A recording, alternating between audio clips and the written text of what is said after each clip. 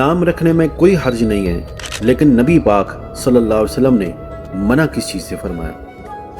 हज़रत जाबिर रदियल्लाहु ताला अन्हु ने बयान किया कि हम में से एक शख्स के यहाँ बच्चा पैदा हुआ तो उन्होंने उसका नाम कासिम रखा। सहाबा ने उनसे कहा कि जब तक हम हज़रत सल्लल्लाहु अलैहि वसल्लम से न पूछ लें, हम इस नाम पर तुम्हारी कुनियत नहीं होने देंगे।